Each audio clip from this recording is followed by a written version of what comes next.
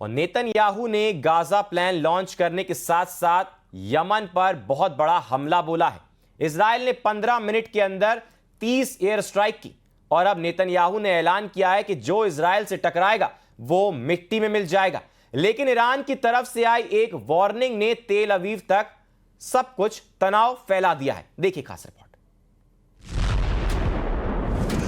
The Air Force struck strategic targets in Yemen again today. It attacked the presidential palace in the heart of the capital, Sana'a, the city's power station.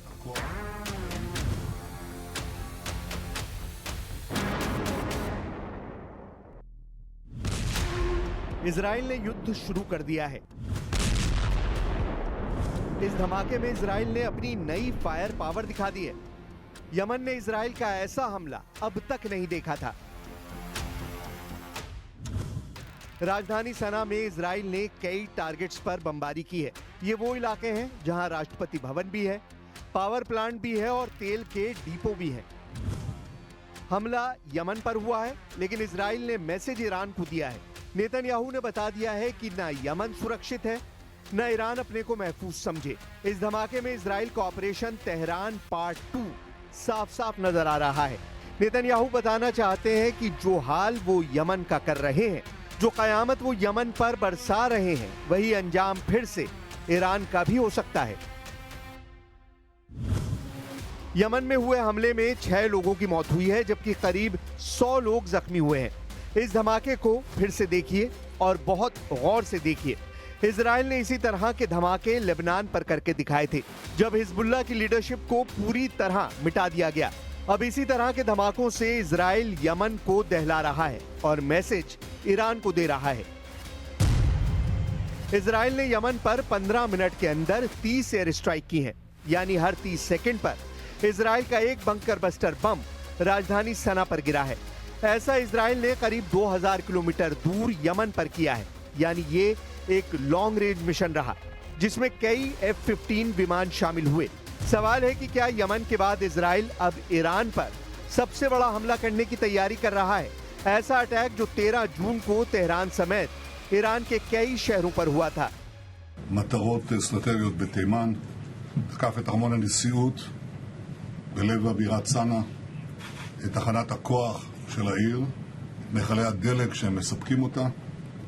משטר הטרור החותי לומד בדרך הקשה שהוא ישלם ומשלם। लेकिन Yemen पर हुए हमले के बाद एक बार फिर Iran ने Houthi विद्रोहियों के साथ खड़े होने का ऐलान कर दिया है। ईरान के सर्वोच्च नेता अली खामनेई ने कहा कि यमन के बहादुर जो भी कह रहे हैं वो सही है और गाजा में तबाही मचाने के लिए इजराइल को सख्त से सख्त सजा मिलनी चाहिए।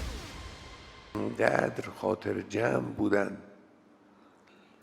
به اینکه این حمله اساس جمهوری اسلامی رو در کشور متزلزل خواهد کرد، خاطر جمع بودن که در مقابل جمهوری اسلامی نگه می‌داره، اینقدر مطمئن بودن که یک روز بعد از شروع حمله اینا نشستند و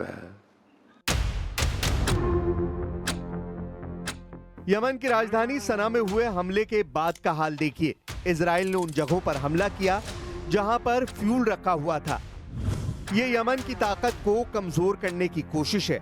अब सवाल है कि इस हमले को इजराइल ने कैसे अंजाम दिया, कैसे तैयारी की गई।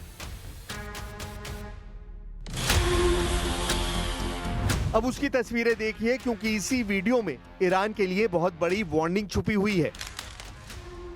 ये इजराइल का F-15 फाइटर जेट है जो उसे अमेरिका से मिला है।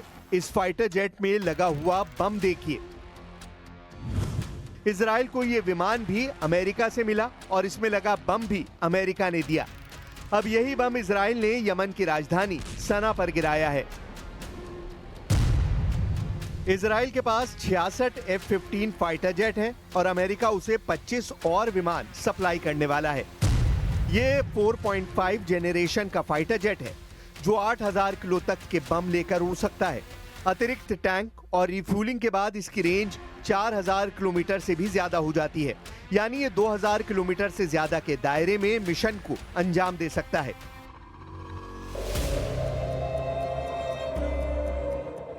यमन पर इजराइल के हमले की वजह ये तस्वीरें हैं।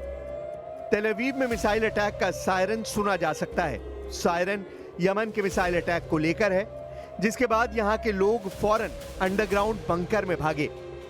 ऐसे ही सायरन न सिर्फ इजराइल के लोगों को परेशान कर रहे हैं, बल्कि ये भी साबित कर रहे हैं कि नेतन्याहू के पास यमन का पक्का इलाज नहीं है। हालांकि उनके दावे बहुत बड़े-बड़े हैं। Whoever plans to attack us, we attack them. I believe the entire region is learning about the strength and determination of the State of Israel. क्या ईरान में अब ऐसे धमाके होने वाले हैं जैसे यमन में हुए हैं? वैसे ईरान पर हमले के लिए नेतन्याहू को दुनिया का सबसे खतरनाक हथियार देने की मांग की जा चुकी है। अब इजराइल इस धमाके से 10 गुना ताकत वाला ब्लास्ट करना चाहता है। ऐसा सिग्नल अमेरिका से मिल चुका है, क्योंकि अमेरिका में डिमांड उठ रही है कि B-2 बॉम्बर अब इजराइल को दे दिया जाए।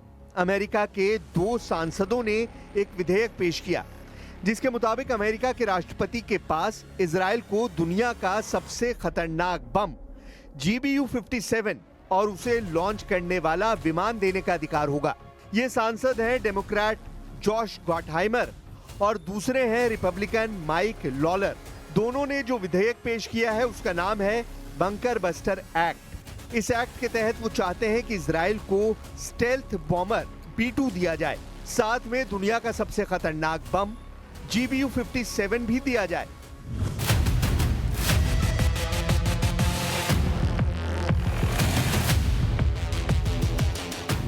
ताकि ईरान का परमाणु कार्यक्रम फिर से एक्टिवेट होता है तो इजराइल अमेरिका का इंतजार ना करे और खुद ईरान पर अमेरिका से मिली ताकत के बल पर टूट पड़े। यानी जहाज अमेरिका का होगा और टेक ऑफ इजराइल के एयरबेस से करेगा और यहीं से उड़कर वो ईरान में कोहराम मचाएगा। मकसद साफ है, ऐसे धमाकों से 10 गुना ज्यादा तबाही मचाने की ताकत इजराइल को मिल सकती है।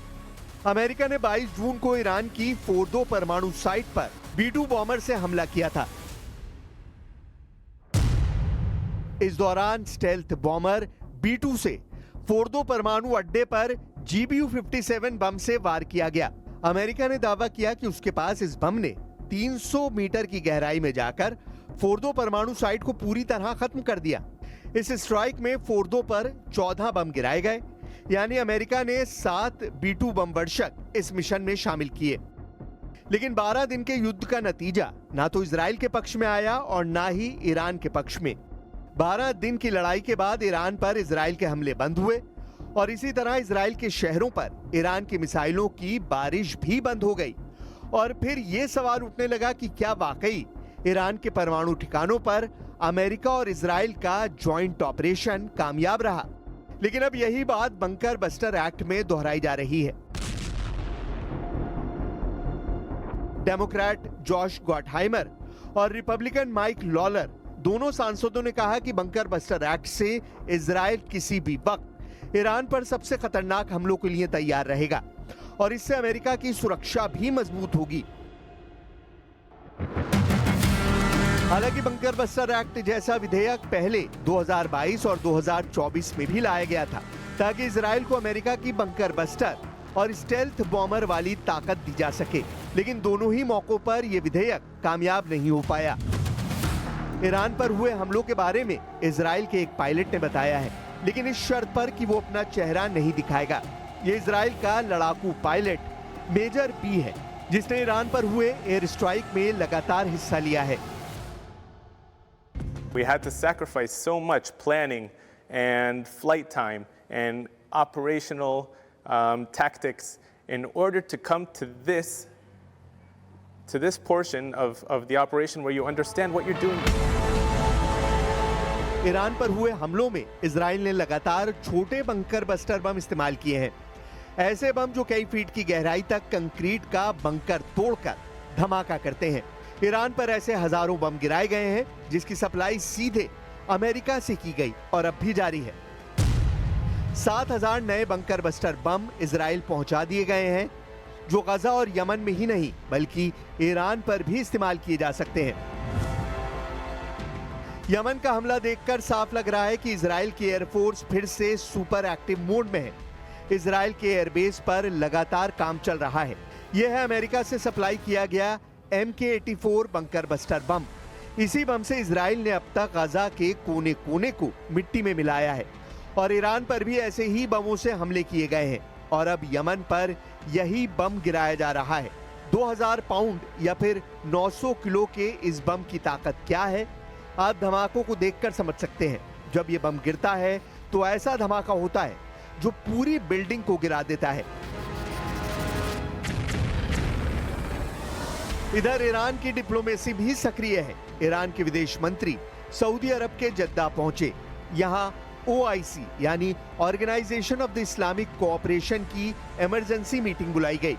नेतन्याहू के गजा प्लान और यमन पर इजराइल की बमबारी ने अचानक पूरे पश्चिम एशिया को और ज्यादा तनाव में धकेल दिया है।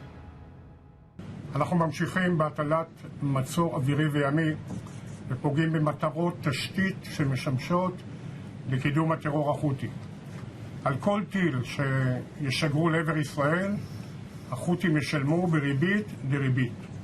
היום הבאנו על החות'ים מכת חושך ועלטה. जाहिर है कि इजराइल कार्ड्स यमन और ईरान के रिश्तों की गहराई को समझते हैं और ये भी कि यमन को हथियार सप्लाई ईरान से ही होते हैं, जिसमें उन मिसाइलों का हूती वर्जन भी है जो ईरान ने इजराइल पर फायर की थी।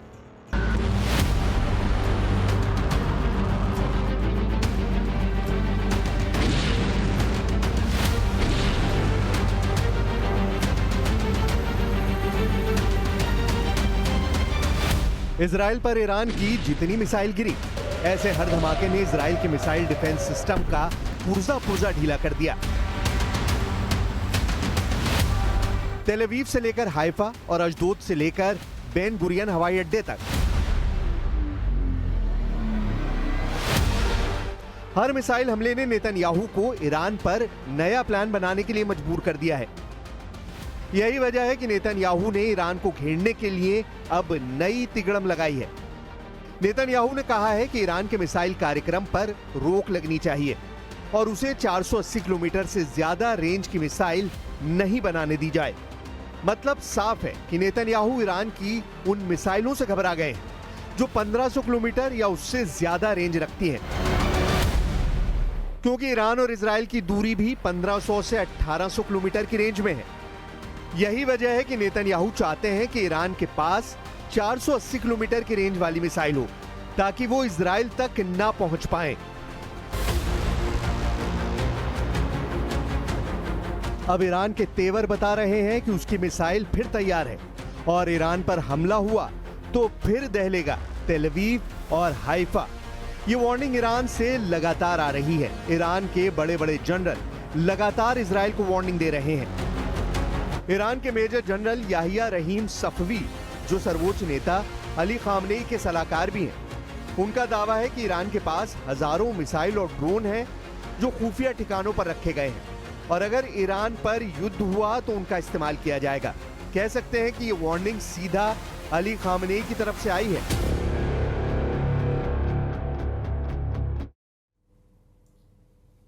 और रोकेंगे छोटे से ब्रेक के लिए, ज्यादा लौटेंगे। पूरी ताकत